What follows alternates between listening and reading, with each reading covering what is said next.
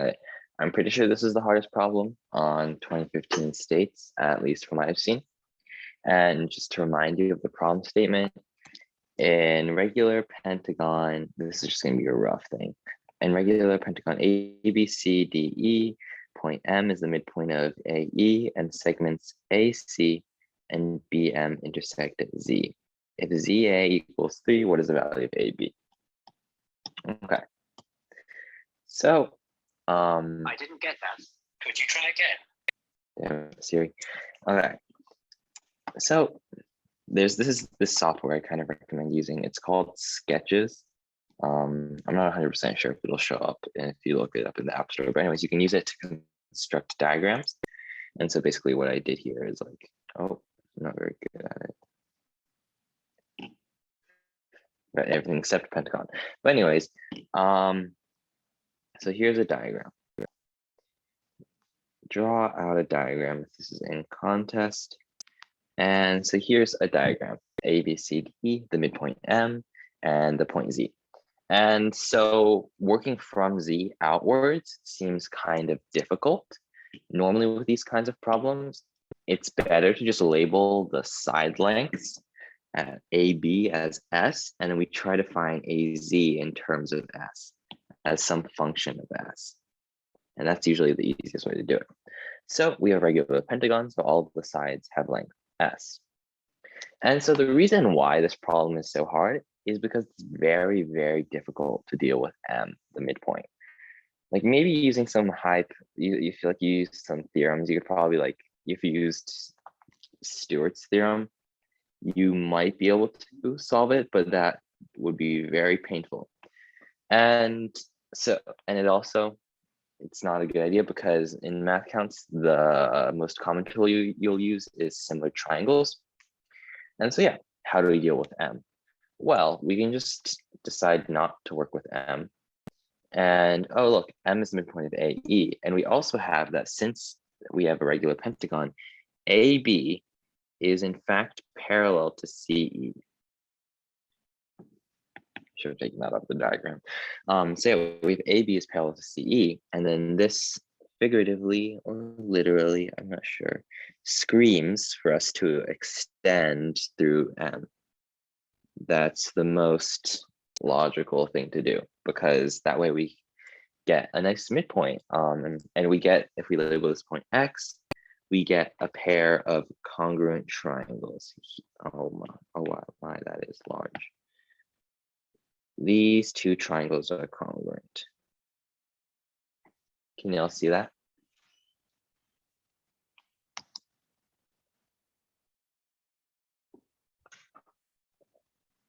Yeah, and they're congruent because firstly, they're similar because AB is parallel to XE. These two lines are parallel, which is a first thing. And then we have that this length is equal to that length, which means that these two triangles are congruent. And so now I'm just gonna like do, I'm gonna do this. So I'm gonna label these side lengths. So all of these red lengths have the same length. And then all of these green lengths also have a length. And we can find this green length in terms of the red lengths. It's the golden ratio times the red length. That's a property of the regular hexagon. And we also have that this is the same length as that. But then, oh wait, we can also get another length since AB, since we have that pair of congruent triangles, we also have that this length is also a red length. So we have a bunch of these equal lengths. And so actually I should first prove that, I should first calculate the ratio. Okay, yeah, okay, let's proceed. So now we can notice we're mainly using this AB is parallel to EC. This is our most powerful tool. And so we also have another pair of this time similar triangles. This triangle is similar to this triangle. Once again, because their bases are parallel. And so we have another pair of similar triangles. And AZ is the length in one of these similar triangles, which we want to be using. So if we can find, we know that AZ over ZC is equal to the ratio. This is the ratio of this to this. Well, that's also the ratio of the two triangles. And that'll also be equal to the ratio of this to this. So that equals AB over XC. But we know that AB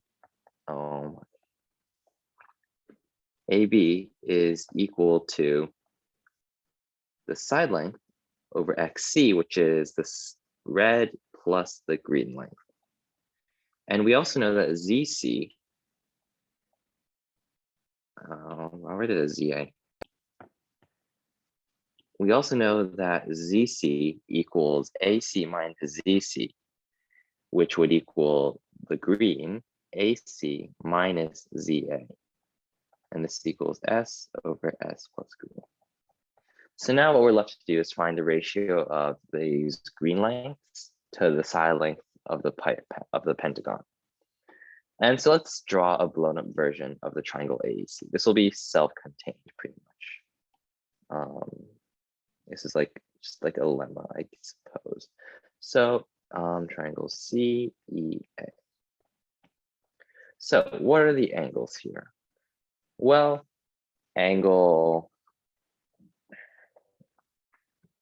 if we draw the circle that's circumscribed around the pentagon, if we draw in that circle, arc AE is 1/5, so it's angle 72.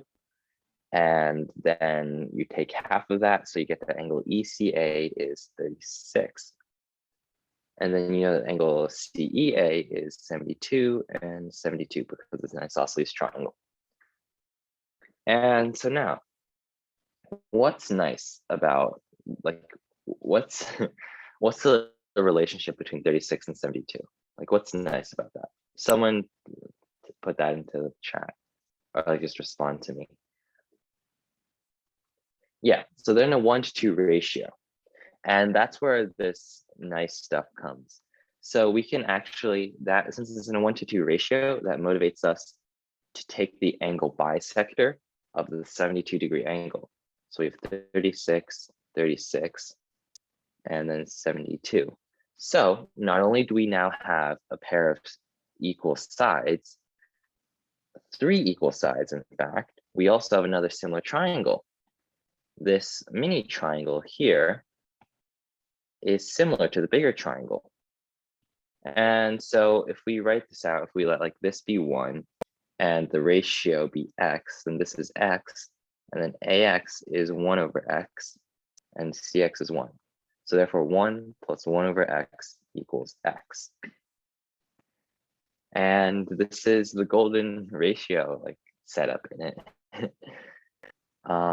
Because they're x plus 1 equals x squared minus x minus 1 equals 0. So x equals 1 plus root 5 over 2, just by using quadratic formula. And so that means that the ratio between CA to EA is the golden ratio.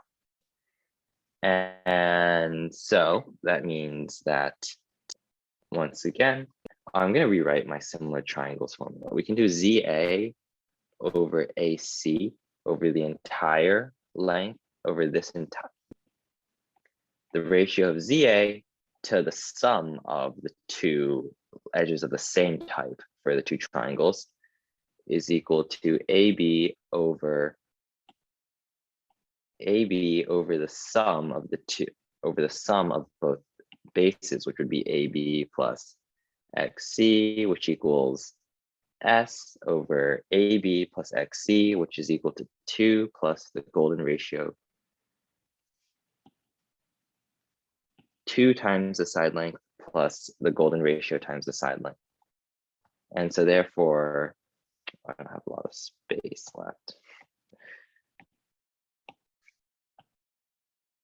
Yep, and therefore ZA equals AC times S, and we can cancel out the S's as 1 over 2 plus the golden ratio, and AC is the golden ratio times S this all equals the golden ratio over 2 plus the golden ratio times S, and ZA equals 3.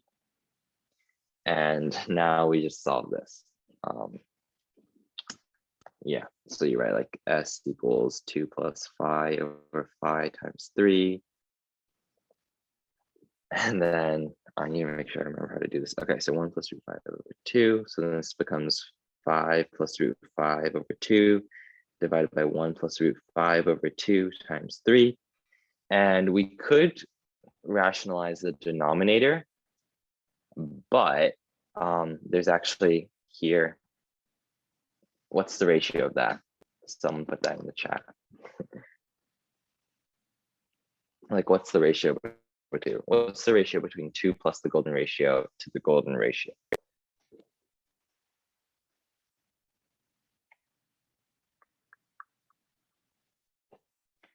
Yeah, in order to do that, because like if we cancel the power, if we cancel the 2's, it becomes 5 plus root 5 over 1 plus root 5. And what's that?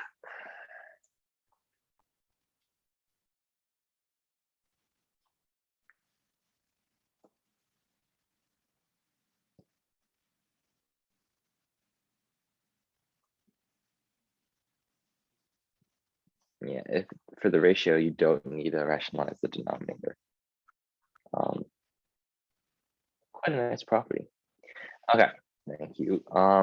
So yeah, that ratio is root 5, because if we swap that with root 5 plus 1, then it's just root 5. And so that means that the side length is 3 root 5. And yeah, AB is 3 root 5. Quite a hard problem for math counts. Yeah, it's quite hard for math counts.